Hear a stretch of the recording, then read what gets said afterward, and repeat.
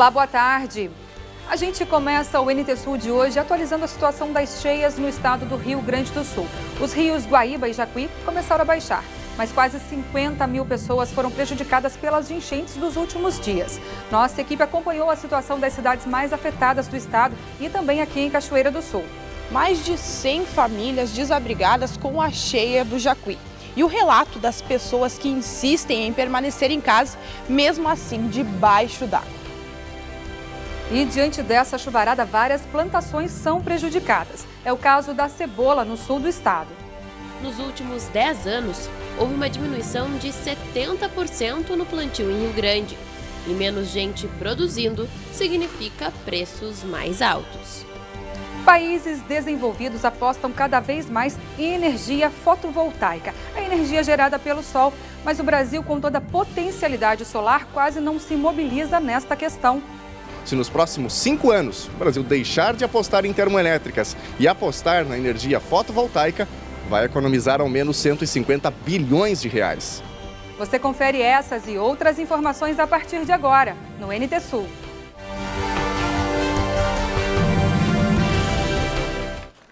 Em todo o estado, já são mais de 49 mil pessoas afetadas pelas cheias. Em Eldorado do Sul, na região metropolitana, metade da população foi atingida pela cheia, que é o resultado da combinação das águas do Jacuí e do Guaíba. Essa é a terceira enchente do ano em Eldorado do Sul, o que levou a prefeitura a decretar estado de emergência pela segunda vez em menos de 3 meses. Pelo levantamento da Defesa Civil, 35% da cidade está alagada. A situação ficou mais crítica no sábado.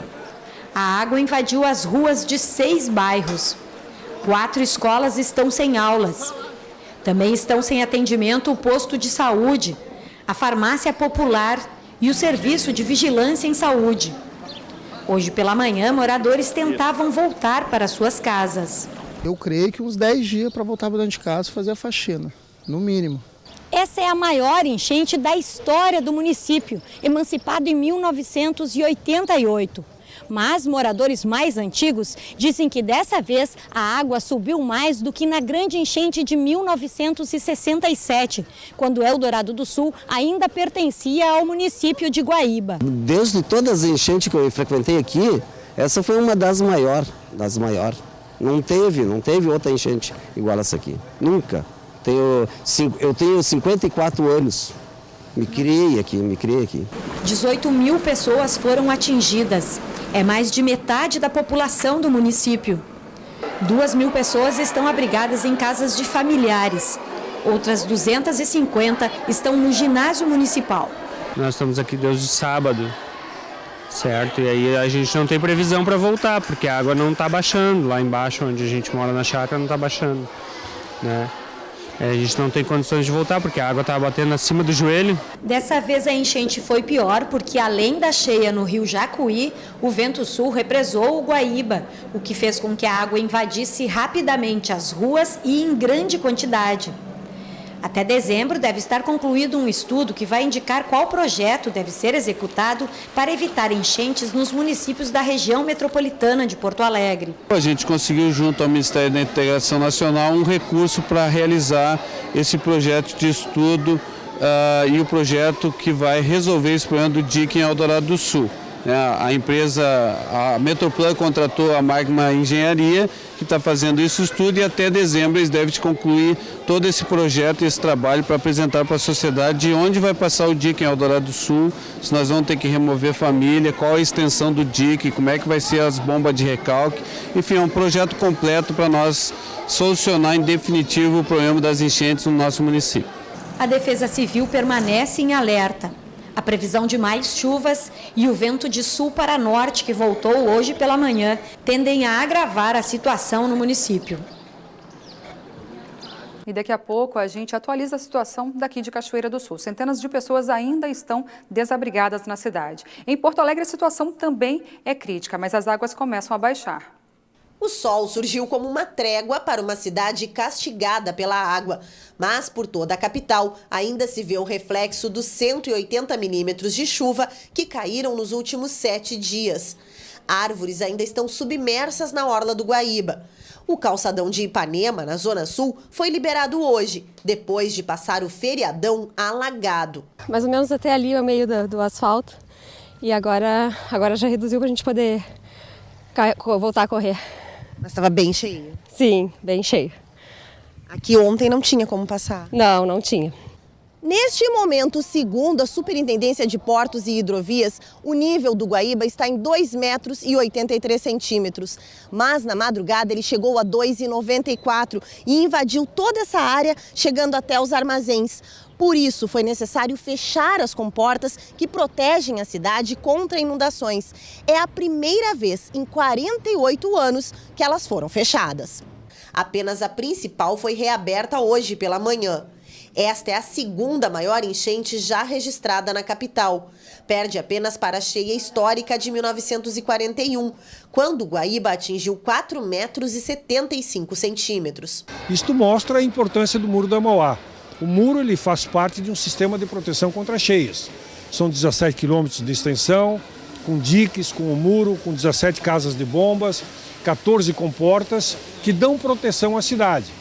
Então nós não vamos terminar com esse planejamento só por uma questão estética, como alguns continuam defendendo. Cerca de 300 pessoas estão desalojadas na cidade. Muitas são crianças que passaram o 12 de outubro longe de casa. Alessandra enfrenta a terceira e mais grave enchente. Foi pior. Que a outra deu não encheu, né? Muito a casa da gente, mas dessa vez encheu. Parte dos desalojados foi levada para o ginásio Tesourinha, onde também estão chegando doações e solidariedade. Que a gente tem várias crianças na família, trouxemos roupa de criança. Eu vim, além de ver o que precisa, ver se precisavam de alguma coisa de mão de obra, né? E eles, se precisar, a senhora ajuda. Se precisar, eu ajudo. E nas ilhas do Delta do Jacuí, centenas de pessoas também tiveram que deixar as suas casas. Os moradores da área temem saques e assaltos, além da força das águas, é claro.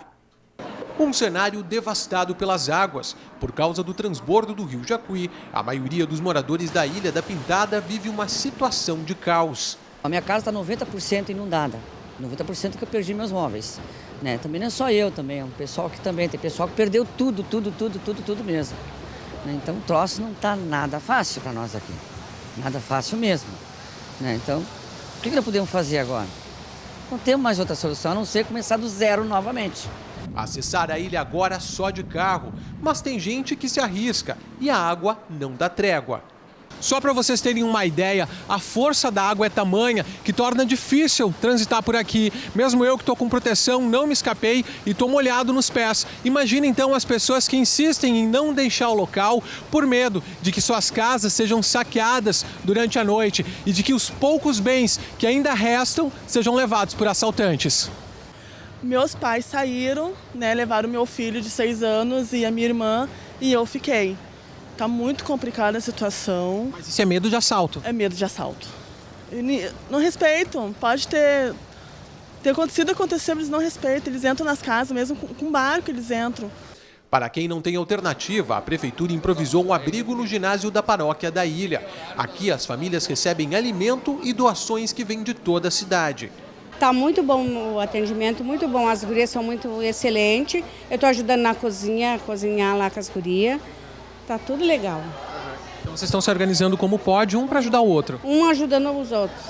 No lugar também foi montada desde cedo uma força-tarefa da Secretaria de Saúde.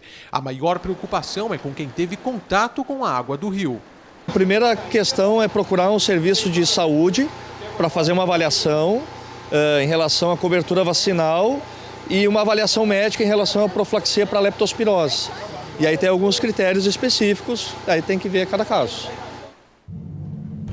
E a seguir a gente mostra como estão as famílias atingidas pela cheia do Jacuí aqui em Cachoeira do Sul. Mais de 100 famílias desabrigadas com a cheia do Jacuí.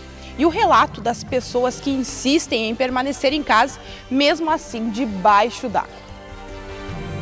E diante dessa chuvarada, várias plantações são prejudicadas. É o caso da cebola no sul do estado. Nos últimos 10 anos, houve uma diminuição de 70% no plantio em Rio Grande. E menos gente produzindo significa preços mais altos. Países desenvolvidos estão apostando cada vez mais em energia fotovoltaica, que é a gerada pela irradiação solar. Mas o Brasil, que tem uma das maiores potencialidades do planeta, está se mobilizando pouco. E a gente sempre faz uma comparação. A melhor situação alemã em termos de possível produção de energia, né, é a pior brasileira. Então, por que o Brasil não está dentro dessa discussão? Os detalhes em instantes aqui no NT Sul.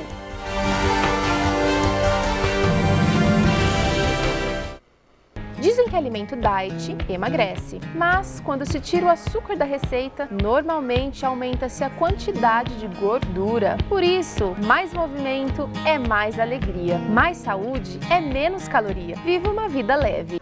Verdade.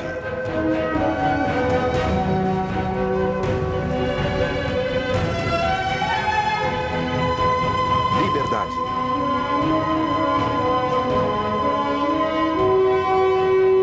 Esperança. O que está acontecendo? Sinais. Além da busca.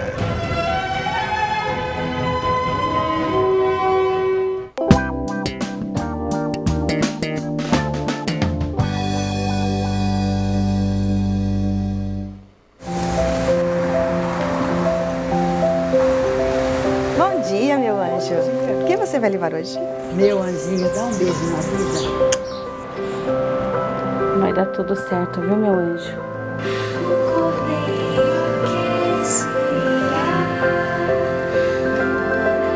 Ela canta como um anjo.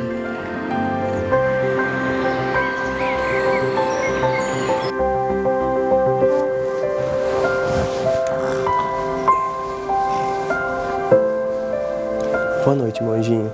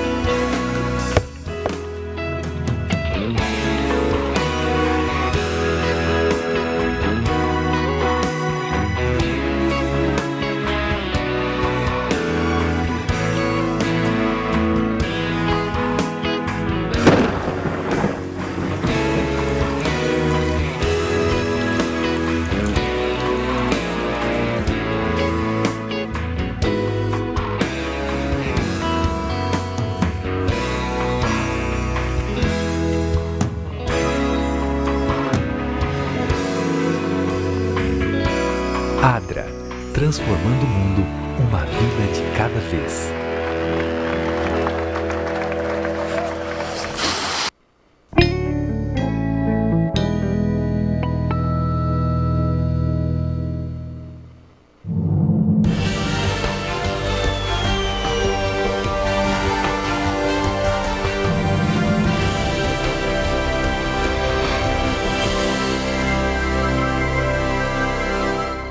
Apesar das águas do rio Jacuí terem baixado um pouco, o estado ainda é de alerta. O nível do rio chegou a 25 metros e 53 centímetros na segunda-feira aqui em Cachoeira do Sul. Segundo a Defesa Civil, 110 famílias estão fora de casa. Quem está acompanhando essa situação bem de perto é a repórter Gabriela Belo. Ninguém no estado do Rio Grande do Sul tem dúvida de que foi muita chuva nos últimos dias. Aqui em Cachoeira do Sul, Jacuí registrou a sua segunda maior enchente. E olha que não sou eu que estou lembrando isso. Afinal, na primeira, em 1941, nem meus pais haviam nascido. Está sendo registrado como a segunda maior enchente da história do município de Cachoeira do Sul. Estamos hoje num período de levantamento de dados destes prejuízos, mas também muito preocupados com a previsão que temos aí com mais chuvas para o decorrer da semana. E essa mesma previsão que preocupa o coordenador assusta os moradores. Dona Olinda mora no bairro Cristo Rei e conta que nunca viu nada parecido. A gente saiu, né, todo mundo, porque a primeira coisa que eu fiz foi tirar as crianças de lá. E aí vim para cá, para essa casa aqui, temos entre 5 famílias aqui nessa casa. O colchão meu eu tirei, minha cama, minha geladeira e o fogão a gás, o resto ficou tudo. Para conseguir conversar com seu Jorge, a canoa que tirou diversas pessoas desde sábado é peça fundamental para chegar ao armazém e residência da família Caetano. 30 anos, 40 anos morando aqui. Agora veio essa água aí, a outra vez veio, mas não pegou aí, ficou embaixo. Agora veio e pegou. Eu vou sair, não sai. E aí vou dormir na água aí, mas temos dentro de casa. E os pertences? Olha, nós levantamos tudo. Tudo acima. Tudo no ar. Tem freezer dessa altura assim, ó, dentro de casa. Para não pegar, né? Se pega, Deus livre. Pega, Deus livre. Como é que dorme? Amontoado em cima da cama. Já não pegou água, a gente dormiu. Então quem nos ajuda a chegar até aqui os moradores, né, para ouvir os relatos, é o Renato Luiz, que é marinheiro, morador aqui. A tua casa está logo ali à frente, também até a metade, Tiago. Como é que é para ti, Renato, essa situação? É uma luta, né? O cara perder quase as coisas dentro de casa, né? Um pouco consegui ainda salvar ali em cima da balsa ali ainda. Umas coisas, o cara ainda perde ainda com essa água aí, desse jeito, né? Desde sábado, assim? De sábado para domingo, encheu a água de uma vez para outra aí. E a família? A família tá brigada ali nos parentes dela ali. Como é que é pra ti agora, pensar que dia vai conseguir voltar pra casa? Sei agora só por Deus, meu, se o cara ver quando é que vai poder vir pra casa, né? Tu és marinheiro, tá acostumado, né, com o nível do rio. Eu tô acostumado a trabalhar no rio, acostumado com o nível da água, né? Mas gente que nem assim, eu não tinha visto ainda. Primeira vez. A casa do Vitor e da família está submersa. Enquanto as canoas estão de folga da retirada dos pertences, ele aproveita para brincar. Aquelas imagens que marcam nossa vida para sempre. E se os dois cães buscam abrigo na canoa, outro acompanha o dono na carroça. A senhora chegou a tirar os pertences de dentro da casa? Não consegui tirar. Nada, ficou sofá, ficou geladeira, ficou fogão, ficou tudo ali. Aí não deu tempo. Deu tempo mesmo. E aí a senhora está onde agora? Estou ali no CBI. Dona Rita é uma das 110 famílias que ficaram desabrigadas no município. Onde ela está é um dos 3 locais organizados pela Defesa Civil. No pavilhão da Cotribá, desde domingo, está a Dona Adriana e seus 3 filhos. Tive que sair de casa, né? Às pressas, porque a água veio de repente. E pior que quando eu fui ver, já estava inundada dentro de casa, não deu para tirar nada. Só a roupa do corpo, perdi as coisas tudo dentro de casa, não deu para salvar nada. No abrigo, o espaço de cada família é dividido assim. Lá dentro, eles acomodam o que conseguiram salvar e juntam as doações da comunidade. Eu estou desde a primeira enchente, porque agora não tenho casa, né? Daí fiquei com a minha filha aqui, que a casa onde que eu morava, no caso, não deu mais. Daí tá alagada tudo, né? Daí eu perdi bastante coisa. No caso, eu fiquei mesmo, foi só com a cama, com o fogão a gás que eu consegui tirar a geladeira. O resto, perdi tudo. No espaço, Luana acomoda as doações. 3 meses que ela e a filha estão no abrigo. Na enchente de julho, perdeu a casa. E sobre a esperança de voltar para o lar... Olha, a esperança está indo. Eu tinha esperança, mas está acabando. Aqui no abrigo, então, os moradores que estão desde o último sábado, domingo, improvisam até mesmo a lavanderia. É o caso da dona Rosângela. Isso, a gente está com as roupas tudo molhadas dentro da enchente, né? Aí as roupas que a gente está ganhando, a gente está lavando tudo aqui, que não tem outro lugar para lavar. E as máquinas de lavar foram salvas antes da cheia? As que puderam salvar suas máquinas trouxeram, as que não puderam emprestar uma para outra.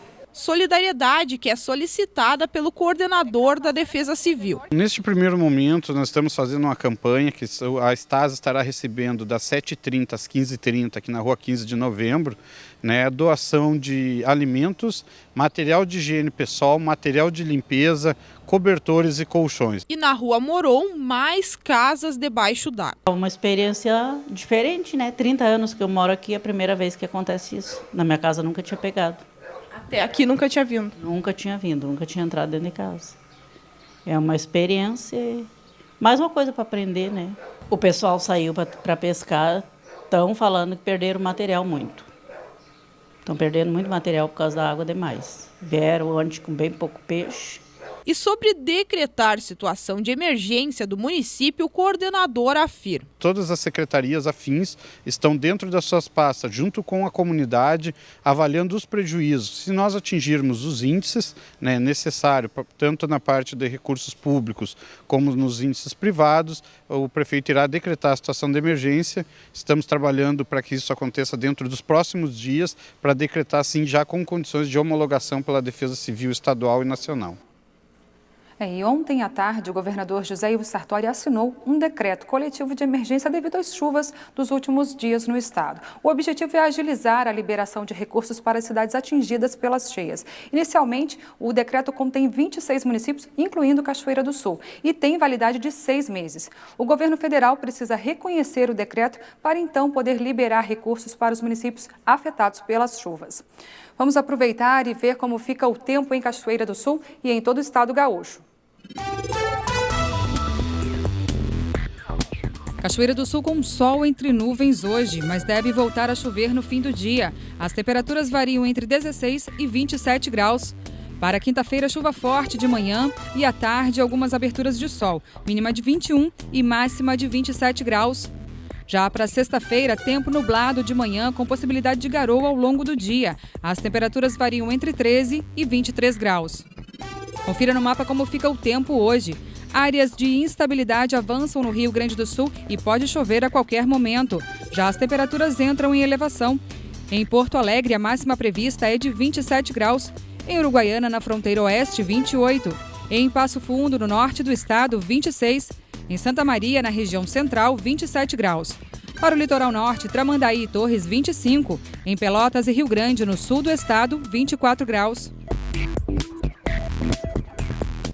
Em função dessas chuvas, várias plantações têm sido prejudicadas no estado. É o caso da cebola, que é uma cultura muito sensível às variações do clima. A zona sul do estado é a grande produtora de cebola cultivada pelos agricultores familiares. Mas mesmo diante de tanta instabilidade climática, os produtores não têm se intimidado. Ela é um tempero confirmado na maioria dos pratos. A cebola é insubstituível para muita gente e, por isso, tem saída certa no supermercado. Mas no campo, o futuro não está garantido.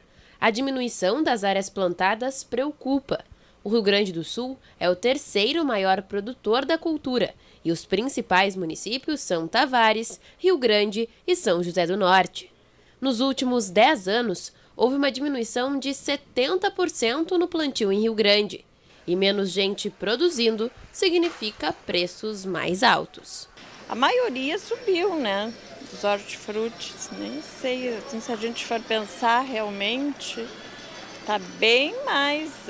Eu mesmo tenho um mercadinho para fora e eu tenho notado, sim, que caiu as vendas lá embaixo. O que eu levava de sacos para revender, eu levo de saquinhos pequenininhos e dura a semana toda.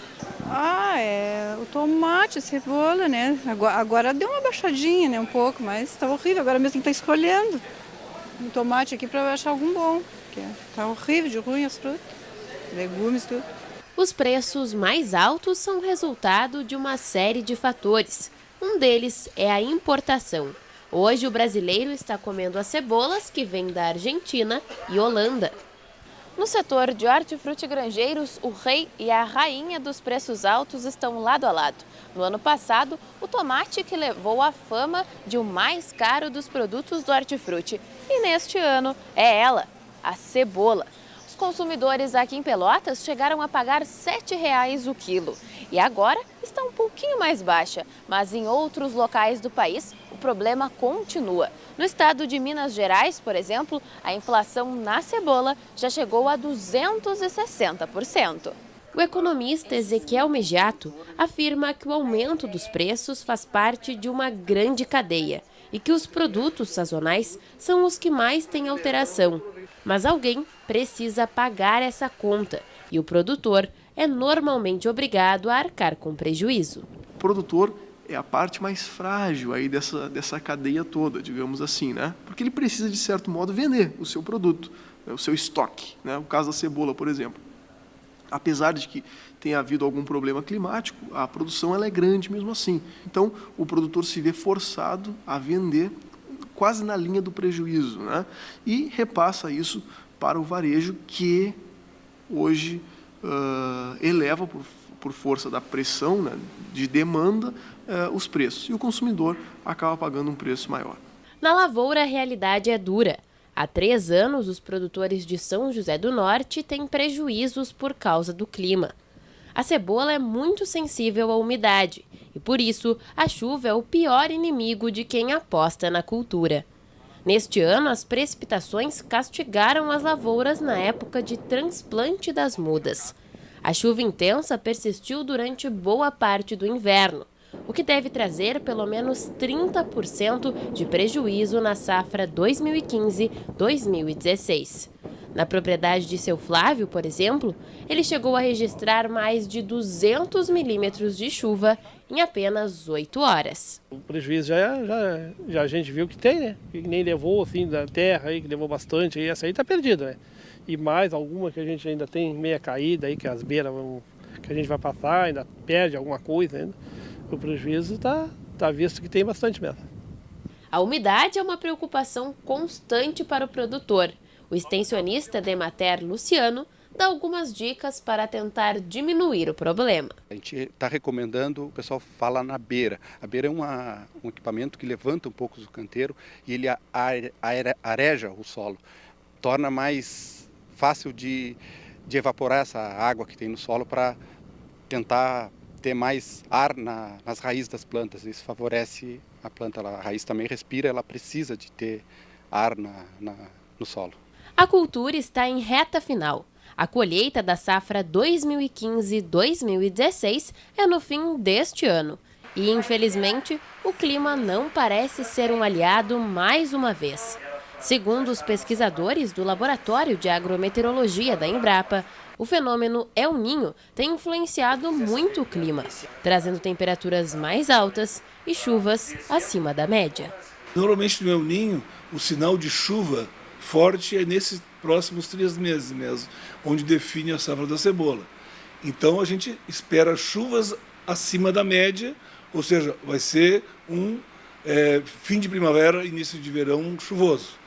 E para a cebola, ela não é uma vantagem, porque a cebola, principalmente plantada nessa região nossa produtora aqui do sul do Brasil, ela tem características de períodos mais secos, é um solo arenoso, é um solo que dá algumas características de qualidade, sabor para a cebola, que são melhorados, ou são melhores essas características em períodos que não são muito chuvosos. Apesar dos problemas, a cebola continua sendo a principal cultura de São José do Norte. E para os agricultores, uma certeza permanece. Faça chuva ou sol, o objetivo é continuar apostando no campo. Quanto der da gente levando aí os pezinhos da gente aí na agricultura aí, sofrendo um pouco aí, mas daqui a pouco, quem sabe, vem um ano bom aí, a gente se defende, né? Já muita gente, que a gente sabe, vizinho da gente aí, já desistiu mesmo. Mas a gente é mais teimoso um pouquinho, vamos indo.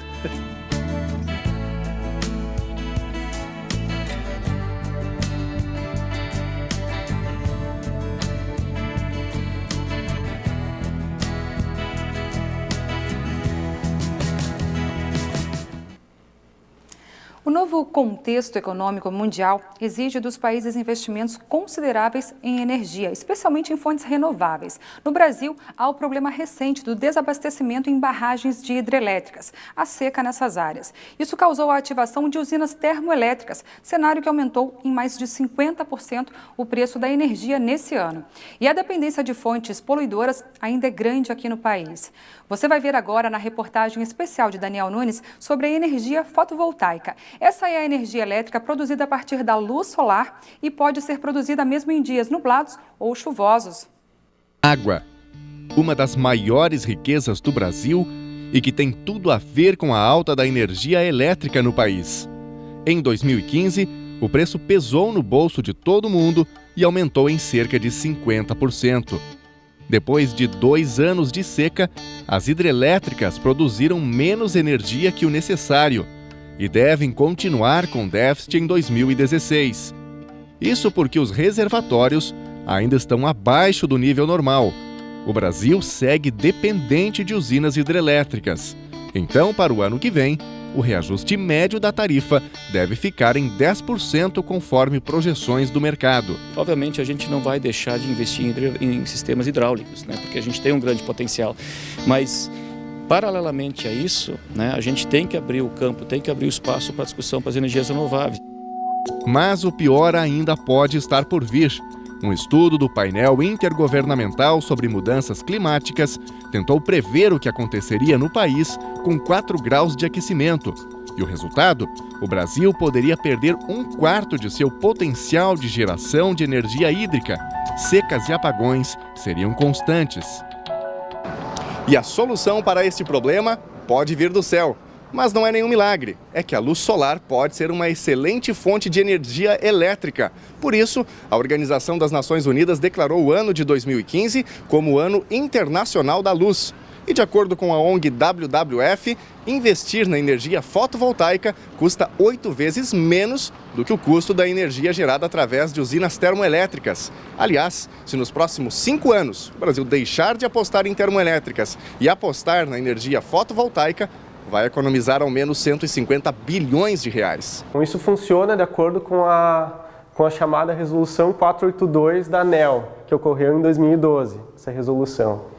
Esse é um sistema dessa resolução é um sistema chamado Sistema de Compensação da Energia Elétrica, em que a pessoa, nos momentos em que está produzindo, ela empresta energia para a rede, como um empréstimo não financeiro. Né? E nos momentos que não está produzindo, ela pode recuperar essa energia. Né? Então, a pessoa, teoricamente, né, pagaria apenas a diferença entre o seu consumo e a sua produção.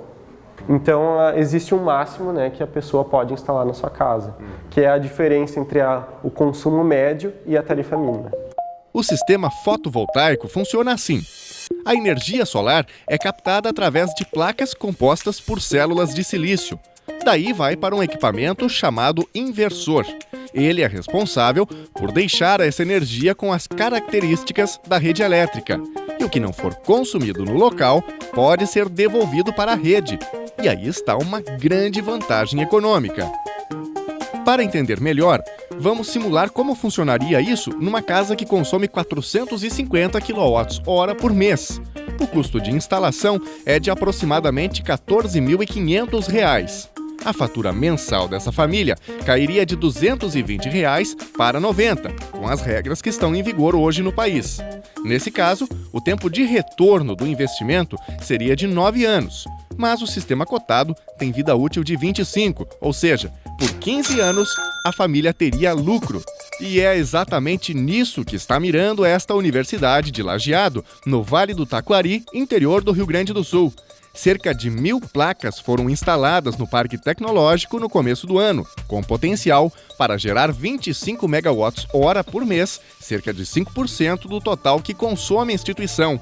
O investimento foi de R$ 1.600.000, que devem retornar em no máximo 7 anos. Mas a vida útil dos equipamentos é de 40 anos. Mas no aspecto de geração de energia, eu acho que é um caminho sem volta. Primeiro porque o país vai demorar ainda muitos anos para ter uma infraestrutura de geração de energia.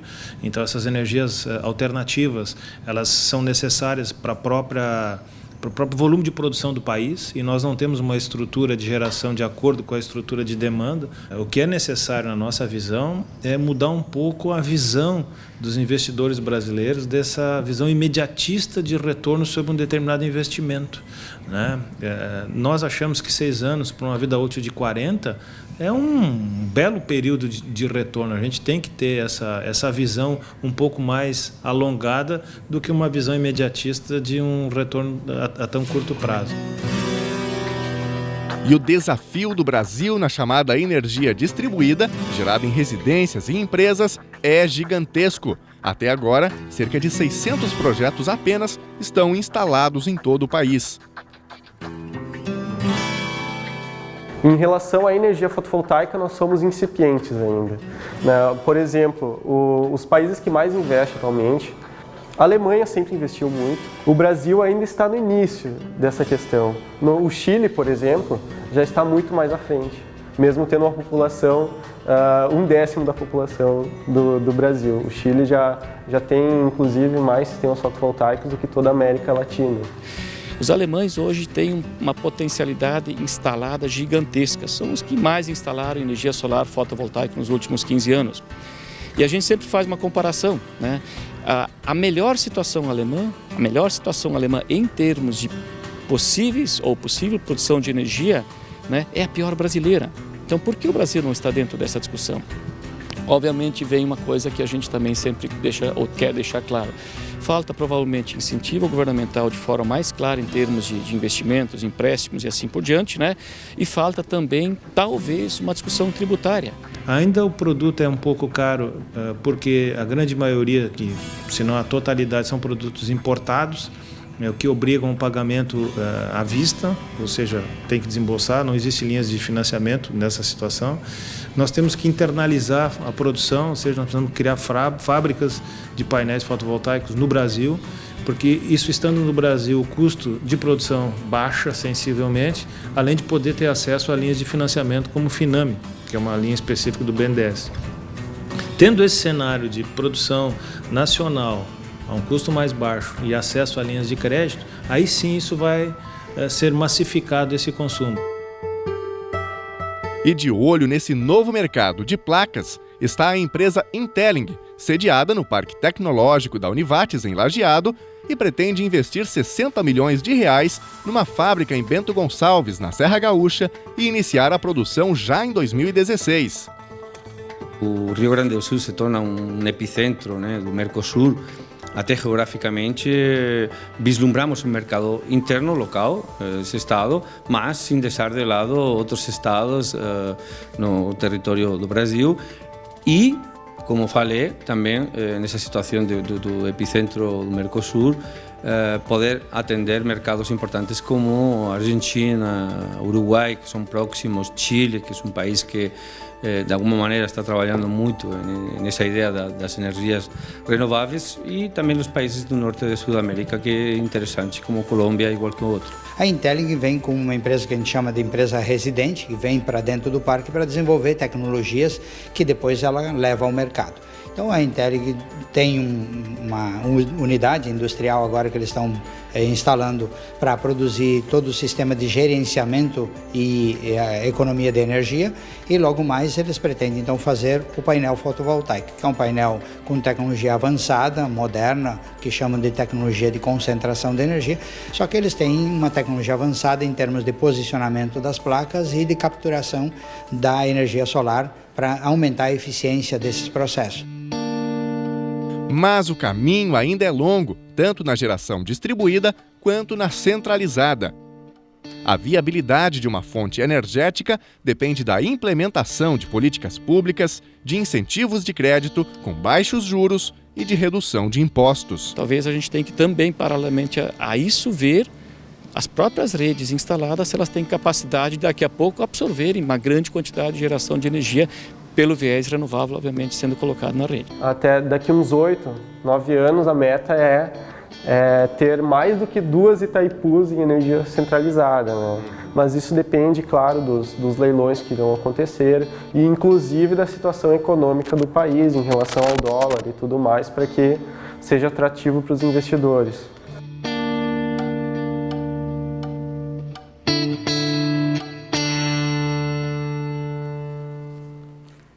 É impressionante como a potencialidade do Brasil é proporcional à falta de políticas públicas de incentivo. É lamentável, não é mesmo? E a seguir nós falamos de educação, por falar em políticas públicas. Especialistas nessa área estão com medo de que haja um verdadeiro apagão de professores no Brasil. O PIBID, um programa de bolsa de iniciação à docência, é um dos cortes anunciados pelo governo federal. E falando da parte boa da educação, amanhã é dia do professor e nós temos uma homenagem aos nossos educadores. É já, depois do intervalo.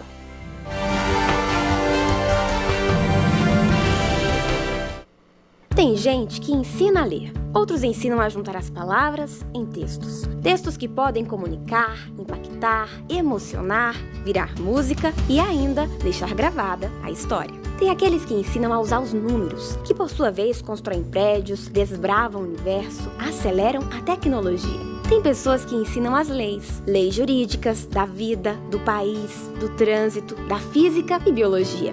Tem gente que ensina harmonia, harmonia de cores, harmonia de notas, gostos e sabores. E há ainda aqueles que ensinam a ensinar, a superar e a sonhar. A todos esses que vieram antes de nós, carinhosamente homenageamos e chamamos professor. Novo Tempo, juntos pela educação.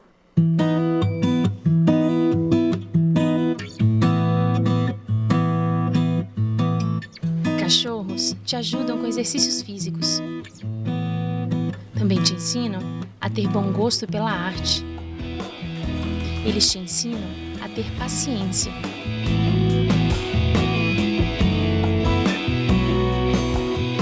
Cachorros também te ensinam a amar.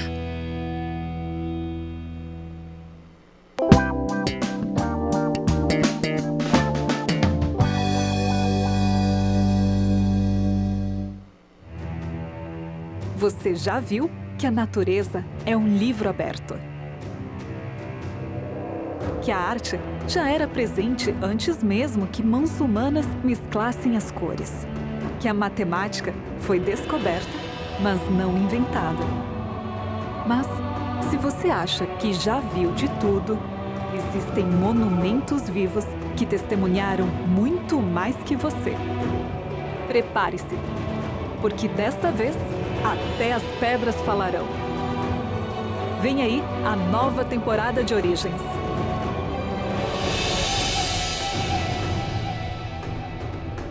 Aguarde.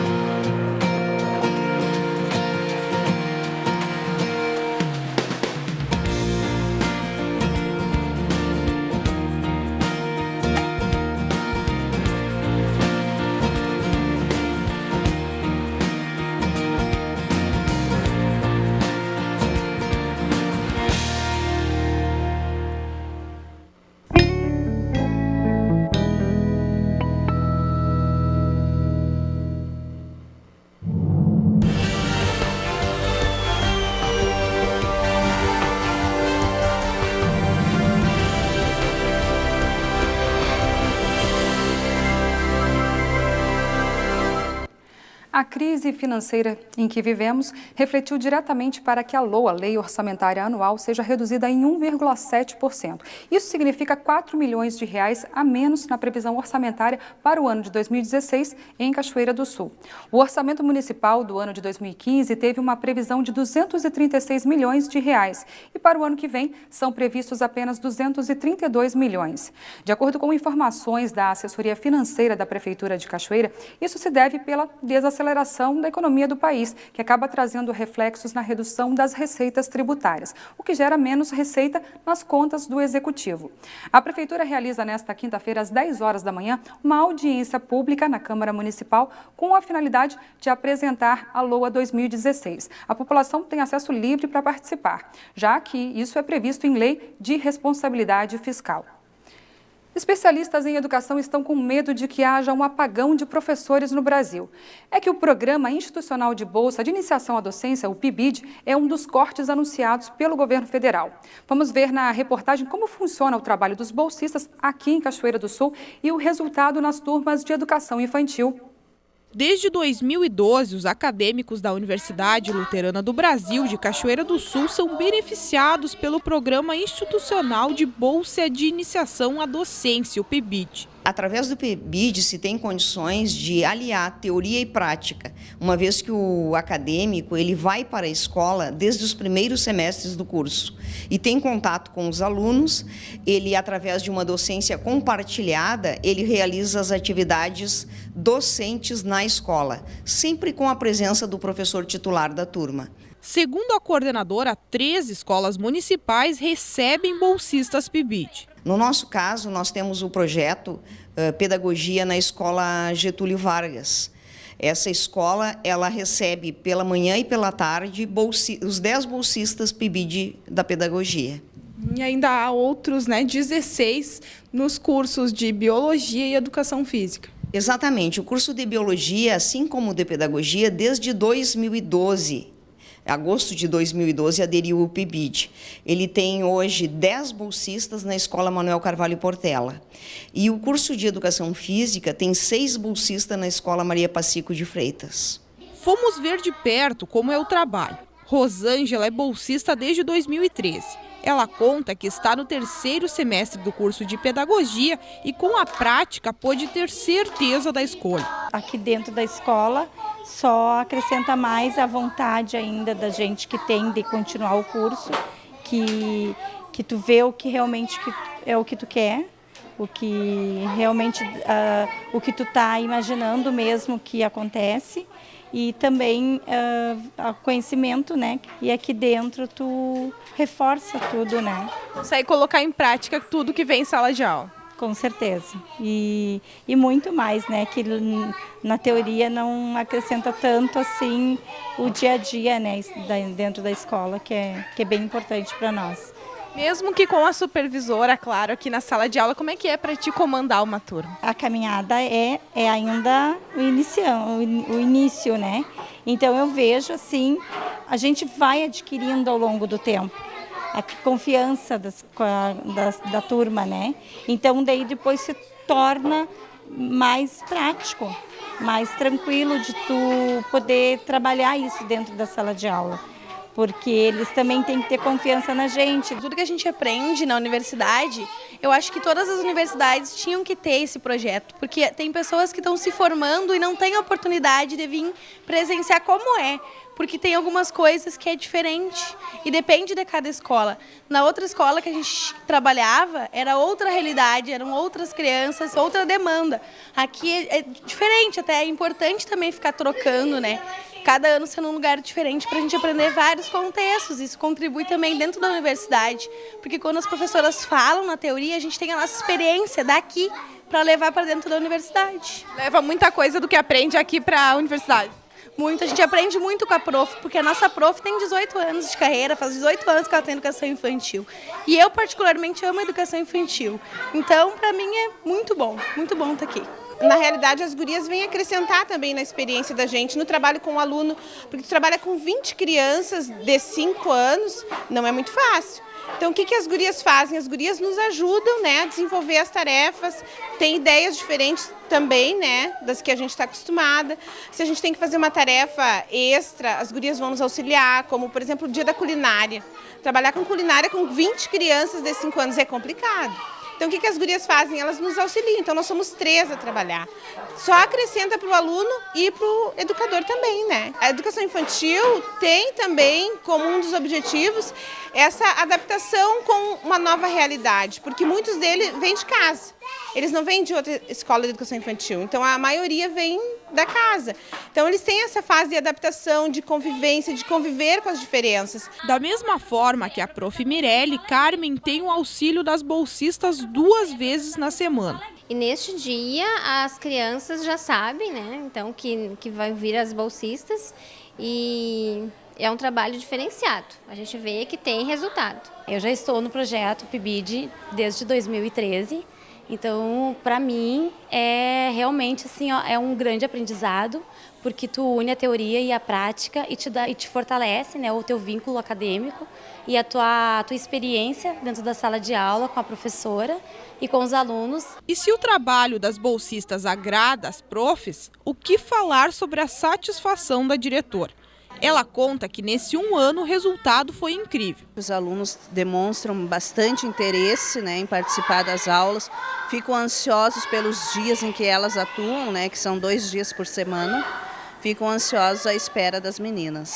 Ganhou bastante em termos de qualidade da educação. A coordenadora teme o anúncio do governo federal e afirma que a mobilização deve garantir a importância do programa. Nossa preocupação não é em relação a perder os bolsistas como acadêmicos, mas sim perder o programa não ter a manutenção do programa PIBID dentro da UBRA e das demais instituições de ensino superior, porque essa mobilização é de nível nacional. A gente perde porque aqui dentro a gente reforça o que vem aprendendo na universidade e a escola perde também, eu acredito que perde muitos alunos, porque se a gente está aqui dentro, a gente consegue fazer um trabalho melhor ainda junto ao professor. Entendemos que o PIBID é um programa que pode fomentar e pode aumentar o interesse dos alunos de ensino médio por cursar uma licenciatura. Essa área da educação cada vez mais tem que ter projetos, não cortar. Mas eu acredito que não, que isso aí agora é só essa função da crise, que tudo vai se ajeitar e que não vão cortar. Vai às ruas na quinta-feira? Sim, vamos todas. As bolsistas que acabamos de ver na reportagem devem realizar uma mobilização aqui em Cachoeira do Sul amanhã. Elas são contra, é claro, o anúncio do governo federal de cortar os recursos do PIBID. Essa é a nossa pátria educadora. Bom, em meio a esse caos na educação, a gente tem que reconhecer mais do que nunca o trabalho guerreiro dos professores do nosso Brasil. Amanhã, 15 de outubro, é dia deles, dos educadores. E a gente, desde já, gostaria de homenageá-los.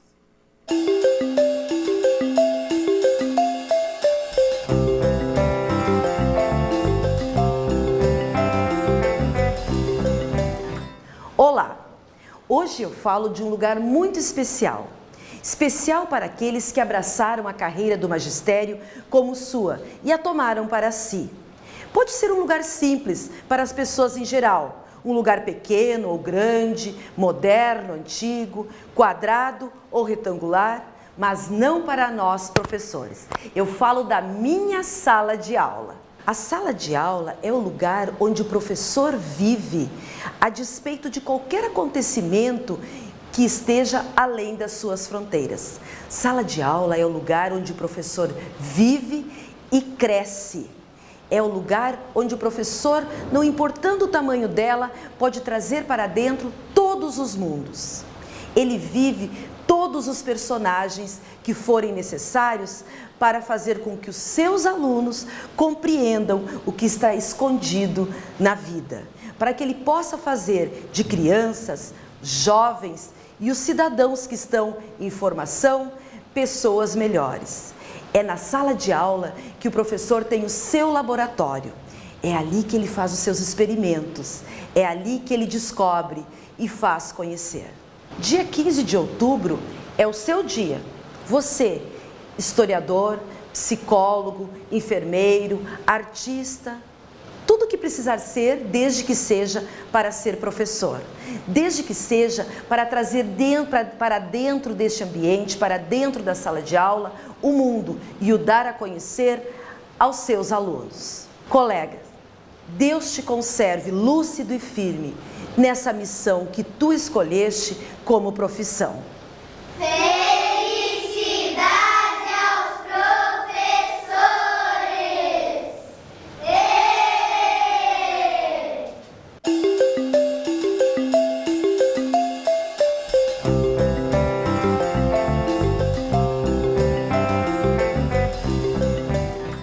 Fica aí a nossa homenagem aos educadores. Desde já, o nosso respeito a todos os professores do nosso Brasil.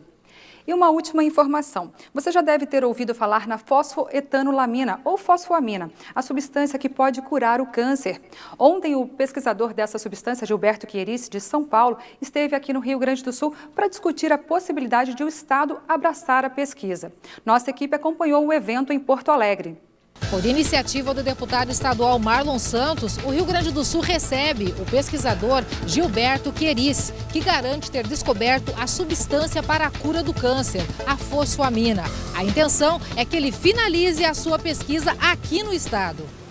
E amanhã aqui no NT Sul você vai ver a reportagem completa sobre a substância que supostamente cura o câncer. E também uma entrevista exclusiva com o pesquisador Gilberto Chierici. É amanhã, a partir do meio-dia, você não pode perder. Até lá. Tchau!